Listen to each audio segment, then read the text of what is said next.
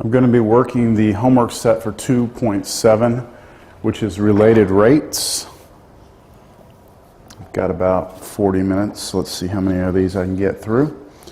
Problem number 1. If V is the volume of a cube with the edge of length x, and the cube expands as time passes, find dv dt in terms of dx dt. So we have a cube, three-dimensional, all sides are the same length. It's telling us that the edges, the cube expands as time passes. The volume is V, and it asks us to find dv dt. So I want to find dv dt, and I want to find that in terms of dx dt, which means that this should equal to something and it should have dx dt in it. So what we need to do is come up with a relationship between the variable v. I'm going to put dx dt here just so that we know that's going to be in our equation. We need to somehow find a way to relate v and x together. And v is the volume of the cube, so there's a formula for the volume. Volume is length times width times height. But since all the length, width, and height are the same, it's just volume is x cubed. And now what I can do with this equation is differentiate it with respect to time, because time is my independent variable. And so the derivative of the left side with respect to t must equal the derivative of the right side with respect to t. And since neither one of these variables match up with t, right, neither one of these have t in it, the derivatives are just going to be, well, derivative of v with respect to t is dv dt. And then over here we have a derivative of something that's being cubed, so I have to use chain rule. So 3x squared, but then times the derivative of what was here with respect to t, which is just dx dt. And as you can see, I've come up with a relationship where I've expressed dv dt in terms of dx dt. I also have it in terms of x, but all that was required that I get it at least in terms of dx dt. So I am done.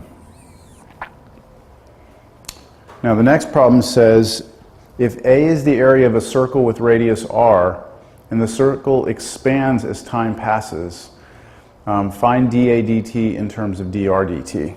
So we have a circle,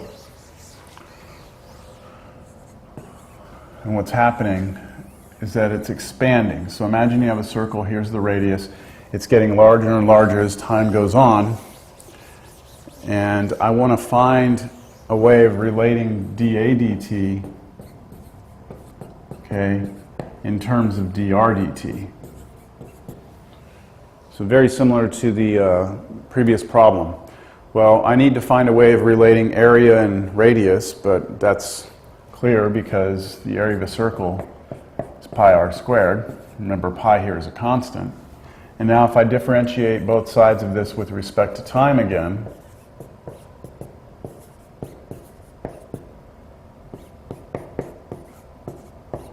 then the derivative of a with respect to t is just dA dt, which is good because that's what we're trying to figure out. And equals, now pi is a constant, time's a function. The pi is just going to come along for the ride. And then I need to multiply that times the derivative of r squared. Now r is like something squared. So the derivative of something squared is 2 times the r to the first power. But then chain rule says times the derivative of what was down here with respect to time. So dr dt. And you can see here, I can move the 2 in front of the pi. I get dA dt equals 2 pi r dr dt.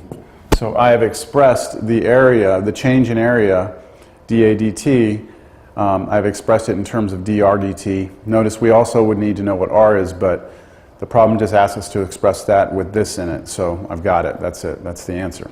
That's part A. Part B says, suppose oil spills from a ruptured tanker and spreads in a circular pattern. If the radius of the oil spill increases at a constant rate of 1 meter per second, how fast is the area of the spill increasing? So this is related to this problem, the thing we just did, but I'm going to start this kind of from the beginning. all right? So we have oil that's being spilled. So here, I'll demonstrate my artistic abilities here. This is a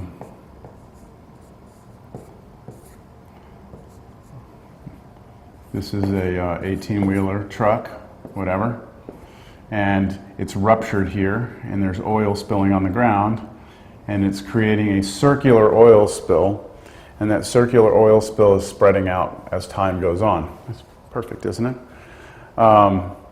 And now what I need to do is try and figure out, it tells us if the radius of this circular oil spill is increasing at 1 meter per second, how fast is the area increasing when the radius is 30 meters? So like I said in class, you're going to want to draw two pictures.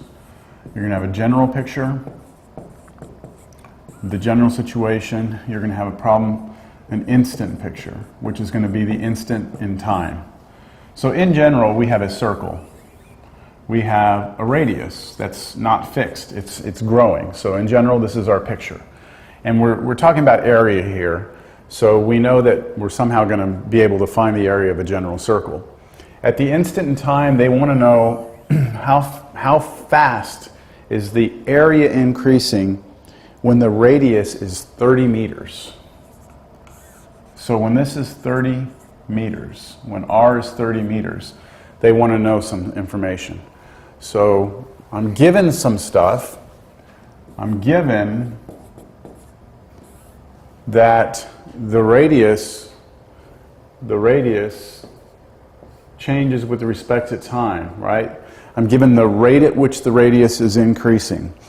They tell me it is 1 meter per second, and I'll read that. If the radius of the oil spill increases at a constant rate of 1 meter per second. So the radius increases at a constant rate. Rate means derivative. So I know dr dt is 1 meter per second. They want us to find, right, this is what I'm given, what I want to know, or I should say, what I want, is to know how fast the area is increasing with respect to time. And I want to know that exactly at the moment that the radius is 30 meters. Okay, so I have generally the picture is that it's growing, but at an instant in time, at 30 meters, I want to know how fast at that instant the area was increasing. And I know that the radius is increasing at 1 meter per second. So got everything here. Now what I need is the equation. I need an equation that relates these two variables together. I need to somehow try and relate A with R. All right, so what formula that goes with the circle would relate the area to the radius? Well, we just did that. Area is pi r squared. And so we differentiate with respect to time, which is what we did in part A. I won't redo it. Make sure I'm on camera here. I am, okay. So that's our formula. And now what we do is we just check dA dt is what I'm solving for, so that's good. Do I know the radius at the instant in time? Yes, the radius is going to be 30. And do I know dr dt? Yes, it is 1 meter per second. So I should be able to plug in r dr dt, and that'll give me dA dt. Just remember that when you write your equation, you do not put any constants in here unless that variable is fixed the entire time. And in this case, the oil spill's changing, right? The radius is changing. So I only plug in the 30 after I have taken the derivative. All right, so derivative first, then here, and just going to plug in. So dA dt will be equal to 2 pi, the radius is 30, the dr dt is 1, so this gives me 60 pi. Now 60 pi what? I could have put all the units in there, like I could have put 30 meters and then 1 meter per second and canceled meters, but I like to just go back and look at your answer here and think about what it should be. Area is measured in square units, so it's either square feet, square meters, square miles. So I know that my answer is going to be in square units, and then I just ask myself, what was my unit of measure?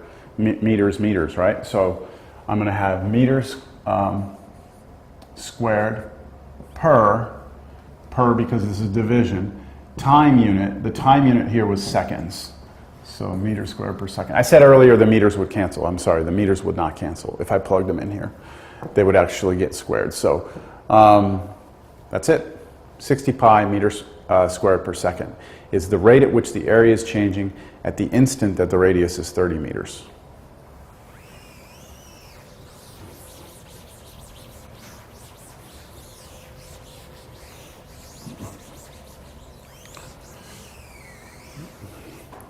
Okay.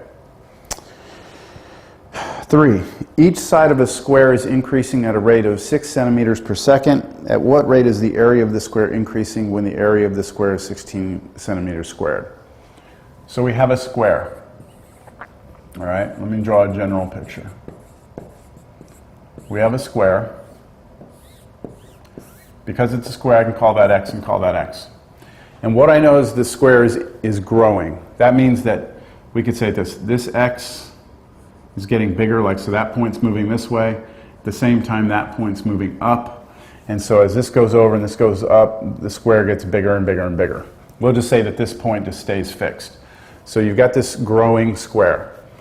Now, at the instant in time that they want to talk about here, my square has actually reached a point at which the area of the square, okay, so at the instant in time, the area of the square is 16 centimeters squared. All right? I am given the rate at which each of the sides is increasing. So it says each side of the square is increasing at a rate means derivative, of 6 centimeters per second. So I'm given how fast each of these sides are growing.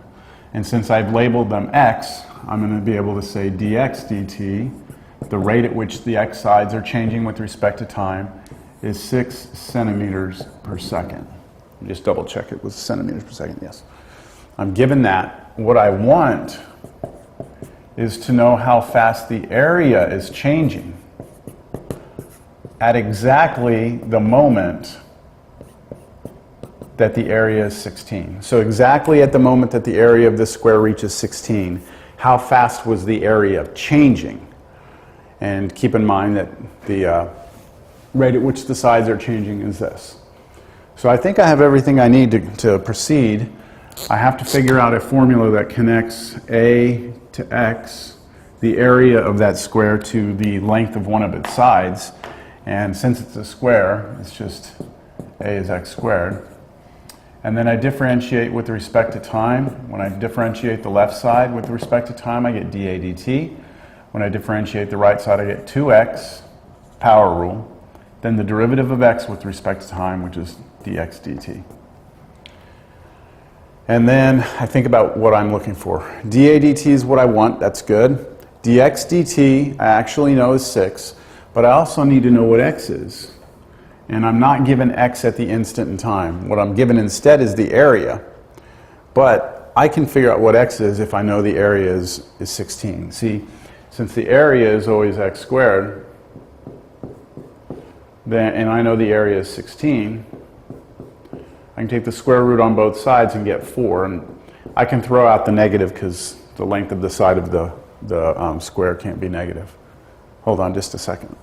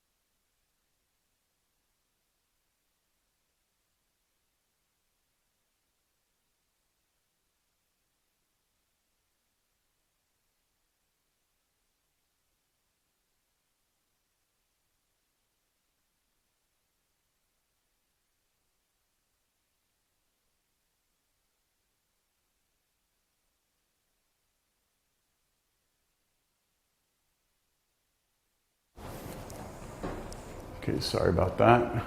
That.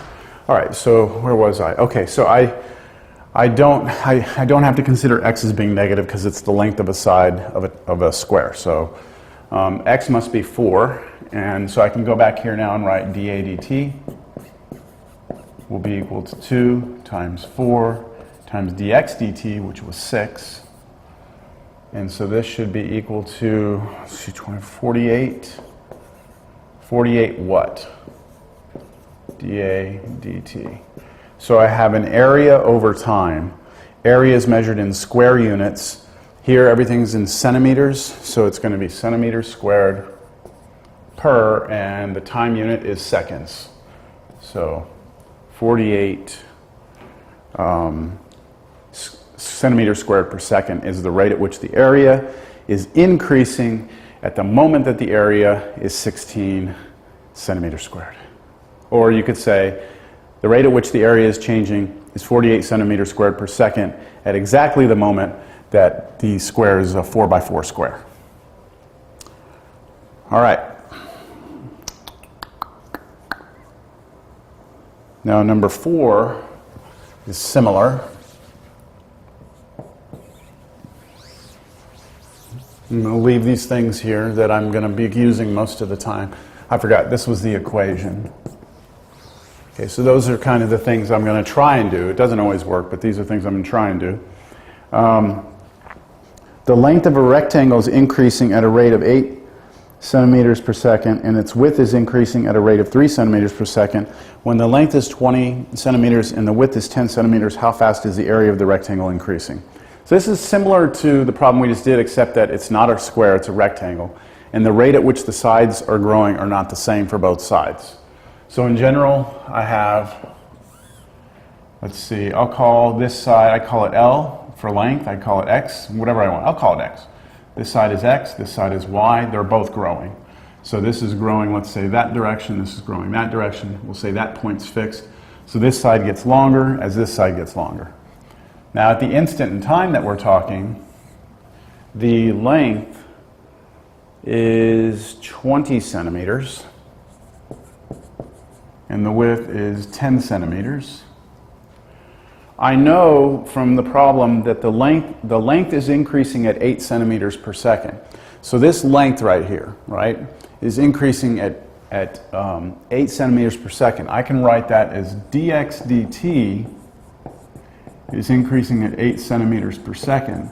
But I'm also told that the width of the rectangle, which is the y, is increasing at 3 centimeters per second.